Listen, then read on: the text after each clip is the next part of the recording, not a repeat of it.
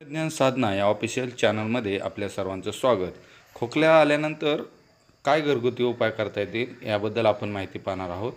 खोकला आल्यानंतर आपल्याला लागेल एक गुळाचा तुकडा, थोडीशी हळद। गुळाचा तुकडा आणि हळद हे दोन्ही मिक्स करायचे। मिक्स केल्यानंतर चांगल्या पद्धतीने त्याला मिक्स करायचे। त्याच्यामध्ये थोडं वाटलंस तर पाणीही टाकू शकता।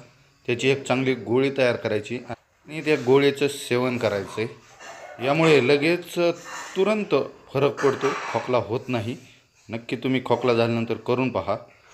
हा व्हिडिओ आवडला असेल तर लाईक करा आणि नवीन असाल तर चॅनलला सबस्क्राईब करा।